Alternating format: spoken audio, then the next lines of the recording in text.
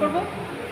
হ্যাঁ, শ্যামা প্রসাদ মুখার্জির কথা আজকে আমরা বাংলা একাডেমিতে শুনতে পাচ্ছি অনেক কথা।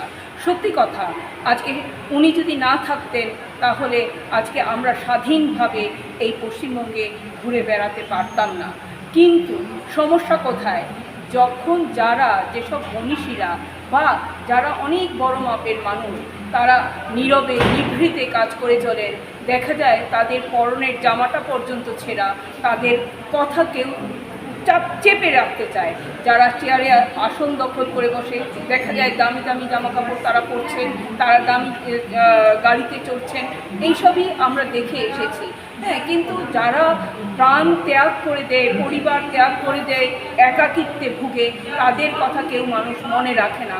দেখা যায় তারা মৃত্যুর পরে জীবিত হয়ে ওঠে মানুষের কাছে। কেন হয়ে ওঠে? আজকের দিনে এই প্রশ্নটা আমাদের সবার সামনে, নতুন প্রজন্মের কাছে এই প্রশ্নটা আসে, কেন হয়ে ওঠে এই জিনিসটা? হয়ে ওঠে একটা কারণে, তারা নীরবে নিভৃতে মহান কাজ করে চলেন। হ্যাঁ, কারো ওনারা প্রচারের আড়ালে থাকেন, কখনো কোনো কিছু নিয়ে ওনারা ভাবেন না, আসন নিয়ে পর্যন্ত ভাবেন না। তার জন্য আমরা যেমন দেখেছি লোকনাথ বাবা তার মৃত্যুর 100 বছর পরে মানুষের কাছে মানে কি হয়েছে, মানে সবার কাছে প্রাধান্য পেয়েছে ওনার নাম।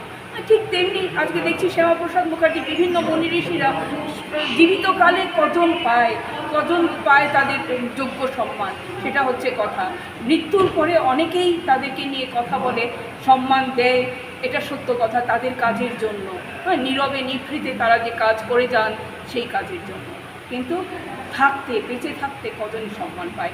ঋত্বিক ঘটকের কথাও আমি বলবো, সেখানে বিভিন্ন লোকের কথা আমরা বলবো। নমস্কার, ধন্যবাদ, ভালোবাসা আপনাদের সবাইকে।